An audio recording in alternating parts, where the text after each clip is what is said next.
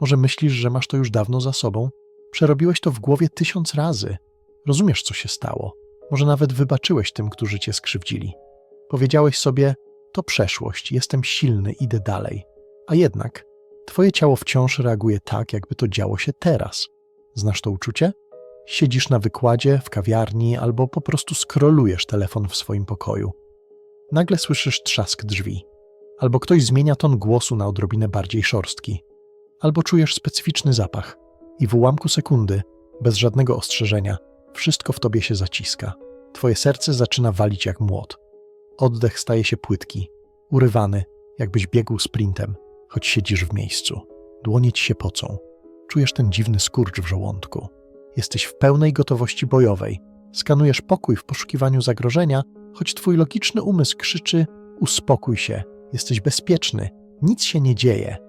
Twój mózg wie, że jesteś bezpieczny, ale twoje ciało wierzy w zupełnie inną historię. Witaj na kanale Psyche Wyjaśnia. To jest miejsce, gdzie przestajemy walczyć z naszą psychiką, a zaczynamy uczyć się jej języka. Dzisiaj nie będziemy rzucać pustymi frazesami typu myśl pozytywnie. Dzisiaj wejdziemy głęboko pod skórę. Zrozumiesz, dlaczego czujesz się tak, jak się czujesz i dlaczego to nie jest twoja wina. Dlaczego twoje zmęczenie, twoja drażliwość, twoja chęć izolacji to nie są wady charakteru. To echo przeszłości, które utknęło w twoich komórkach. Zostań do końca, bo w drugiej części filmu zrobimy coś, co może zmienić twoją relację z własnym ciałem raz na zawsze. Rozdział 1. Czym tak naprawdę jest trauma? Definicja Gabora Mate. Zacznijmy od odczarowania słowa trauma. W Polsce często myślimy, że trauma to tylko wojna, wypadek samochodowy albo bycie ofiarą przestępstwa, że to muszą być wielkie rzeczy i przez to wielu z was, młodych ludzi, umniejsza swoje cierpienie. Myślicie, inni mają gorzej, ja nie mam prawa narzekać. Ale trauma jest o wiele bardziej subtelna. To nie jest tylko to, co ci się przydarzyło. To jest również to, co się nie wydarzyło. Wyobraź sobie małe dziecko, które płacze w łóżeczku. Potrzebuje przytulenia, ciepła, kojącego głosu, ale nikt nie przychodzi. Albo nastolatka, który wraca do domu z problemem, a słyszy tylko krytykę lub obojętność. Ten moment, w którym potrzebowałeś bliskości, a spotkała cię pustka. Ten ból, który musiałeś przełknąć w ciszy, bo nikt nie chciał go widzieć. To też jest trauma. Słynny kanadyjski lekarz i ekspert od uzależnień, Gabor Mate, ujął to w genialne słowa, które stały się fundamentem nowoczesnej terapii. Trauma is not what happens to you. It's what happens inside you as a result of what happens to you. Trauma to nie to, co ci się przydarza. To to, co dzieje się w tobie w wyniku tego, co cię spotkało. Zrozum to dobrze. Trauma to nie wydarzenie zewnętrzne. To twoja wewnętrzna reakcja. To moment, w którym poczułeś się bezradny, samotny i przytłoczony i nie znalazłeś bezpiecznego miejsca, by te emocje wyregulować. Kiedy jesteś w takiej sytuacji, bezradności i braku wsparcia, twój organizm nie zapisuje tego jako wspomnienia w taki sam sposób, jak zapamiętujesz datę bitwy pod Grunwaldem. On zapisuje to jako wzorzec reakcji, jako kod błędu w systemie operacyjnym. Nagłe napięcie mięśni, nieodparta chęć ucieczki, pragnienie stania się niewidzialnym, zniknięcia. Odcięcie od emocji, nie czuję nic. To wszystko to stare strategie przetrwania. Twój system nerwowy nauczył się, kiedy robi się trudno, muszę się spiąć, muszę uciec, muszę się zamknąć w sobie. Tylko tak przetrwam. I to działało. Wtedy w przeszłości to cię uratowało. Ale jeśli ta energia, to napięcie, nigdy nie zostało rozładowane, a w naszej kulturze rzadko pozwalamy sobie na rozładowanie, raczej zaciskamy zęby, to ona zostaje w tobie, jak fala uwięziona pod taflą lodu. Dlatego trauma to nie dowód na to, że jesteś słaby. To dowód na to, że twój organizm działał poprawnie. On cię chronił. Problem polega tylko na tym, że on nie dostał jeszcze notatki z informacją: wojna skończona, jesteśmy bezpieczni. Rozdział 2. Ciało jako świadek. Biologia przetrwania. Wchodzimy teraz w biologię. Dlaczego nie możesz po prostu przestać się stresować? Dlaczego, kiedy chcesz się zbliżyć do dziewczyny czy chłopaka, twoje ciało krzyczy: uciekaj? Dlaczego, gdy chcesz odpocząć w weekend, czujesz winę i niepokój? To nie są błędy w twoim charakterze. To pamięć komórkowa. Bessel van der Kolk, autor Biblii Traumy to strach ucieleśniony, The Body Keeps the Score, mówi o ciele jako o świadku. Twój umysł może racjonalizować. Może mówić: moi rodzice chcieli dobrze. Nauczyciel nie miał tego na myśli. Twój umysł układa narrację, żebyś mógł przetrwać. Ale ciało nie kłamie. Ciało pamięta każdą sekundę, w której czułeś się zagrożony. Pamięta każdą emocję, każde napięcie mięśni, każdy moment, gdy twój żołądek zawiązał się w supeł. Co się dzieje w twoim mózgu podczas traumy? W normalnych warunkach twoim szefem jest kora przedczołowa. To ta część mózgu odpowiedzialna za myślenie, planowanie, logikę. Ale w momencie zagrożenia, realnego lub emocjonalnego, władzę przejmuje ciało migdałowate. To twoje wewnętrzne centrum alarmowe. To taki nadwrażliwy czujnik dymu. Gdy ciało migdałowate wyczuwa zagrożenie, odcina dopływ prądu do kory przedczołowej. Dosłownie, stajesz się głupszy, mniej logiczny. Bo kiedy goni cię tygrys, nie masz czasu na filozofowanie. Masz działać. Adrenalina i kortyzol zalewają twój system. Serce pompuje krew do mięśni. Źrenice się rozszerzają. Jesteś gotowy do walki lub ucieczki. Fight or flight. I teraz najważniejszy moment. W naturze, po ucieczce przed tygrysem, zwierzę się trzęsie. Rozładowuje energię.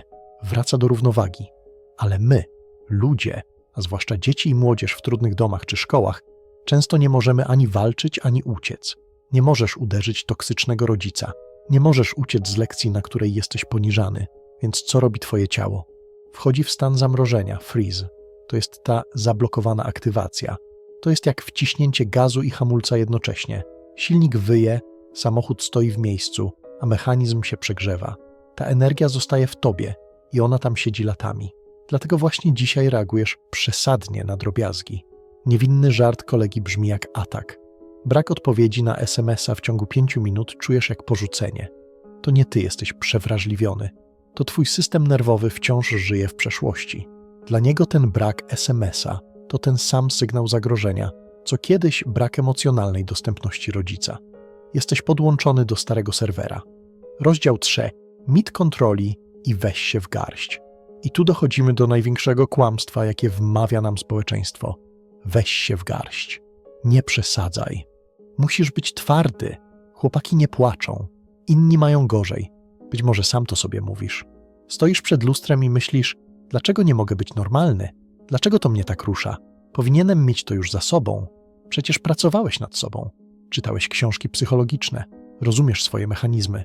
Ale traumy nie da się wyleczyć samą siłą woli. Dlaczego?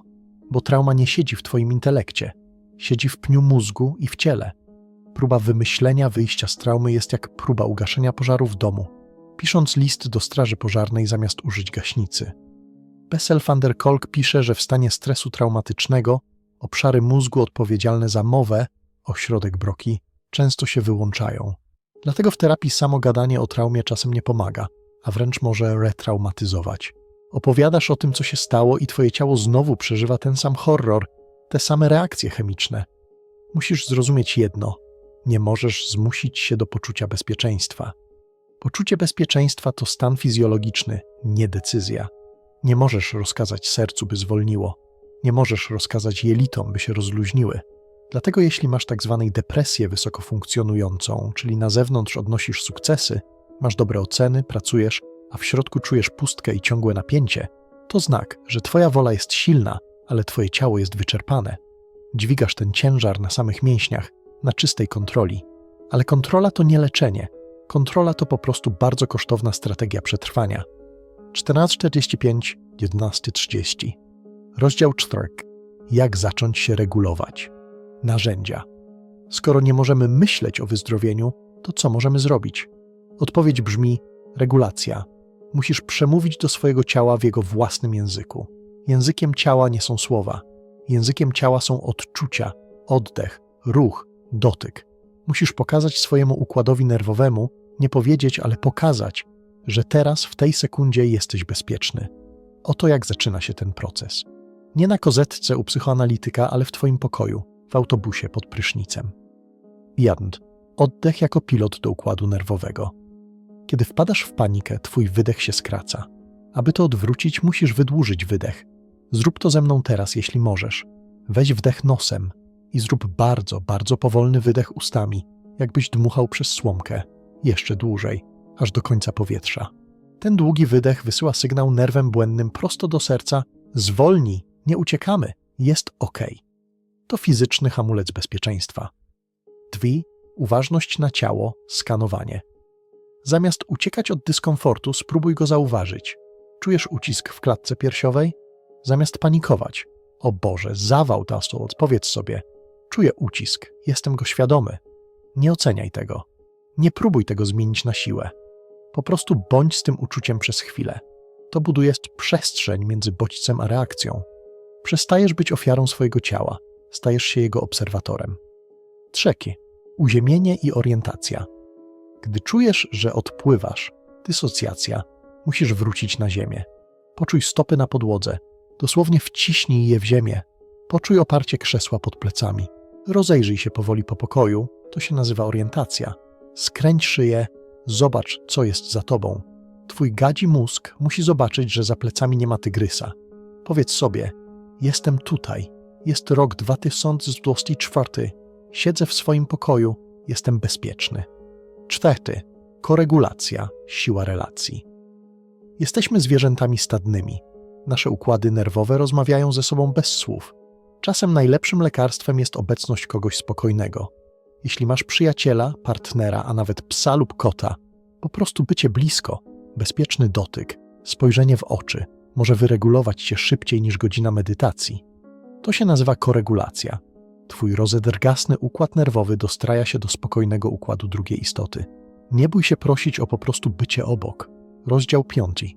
Twoje ciało jest twoim sojusznikiem. Wielu z was czuje, że wasze ciało was zdradziło, że jest źródłem bólu, wstydu, lęku.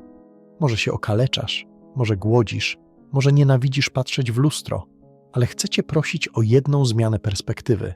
Twój ciało nigdy nie było twoim wrogiem. Ono było twoim jedynym, wiernym sojusznikiem w piekle. Każdy atak paniki, każda bezsenna noc, każdy ból brzucha, to był krzyk twojego ciała próbującego cię chronić przed zagrożeniem, które, według niego, wciąż trwa. Ono wzięło na siebie uderzenia, żebyś ty mógł przetrwać psychicznie. Proces zdrowienia zaczyna się od wdzięczności dla tego mechanizmu przetrwania. Zamiast karać się za to, że się stresujesz, spróbuj położyć rękę na sercu i powiedzieć: dziękuję, że próbujesz mnie chronić, widzę to. Ale teraz już nie musisz walczyć. Teraz ja przejmuję stery. Zacznij słuchać tych sygnałów. Kołatanie serca to nie atak, to informacja. Zmęczenie to nie lenistwo, to prośba o regenerację. Napięcie to nie słabość, to prośba o poczucie bezpieczeństwa. Kiedy zaczniesz traktować swoje ciało z czułością, jak przerażone zwierzątko, które potrzebuje opieki, a nie tresury, wtedy zaczyna się magia. Wtedy budujesz zaufanie do samego siebie. Zakończenie. Powrót do siebie. Uzdrowienie traumy to nie jest cel, który osiągniesz w tydzień. To nie jest wyścig. To powolny, cichy powrót do domu. Powrót do własnego ciała. To momenty, w których nagle orientujesz się, że oddychasz głęboko. Że nie musisz uciekać. Że możesz czuć trudne emocje i nie rozpadasz się na kawałki. Pamiętaj, nie jesteś zepsuty. Jesteś po prostu zraniony, a rany się goją, jeśli stworzymy im odpowiednie warunki. Jeśli ten materiał w tobie zarezonował, jeśli poczułeś ten cichy klik w środku, napisz w komentarzu, jaki był twój najważniejszy wniosek. Twój aha moment. Czytamy każdy komentarz, bo tworzymy tu społeczność ludzi, którzy chcą rozumieć, a nie tylko oceniać. Zasubskrybuj kanał Psyche Wyjaśnia, jeśli chcesz więcej takich treści. Treści, które nie tylko karmią umysł, ale koją układ nerwowy. Do zobaczenia w kolejnym odcinku. Oddychaj. Jesteś bezpieczny. Cześć.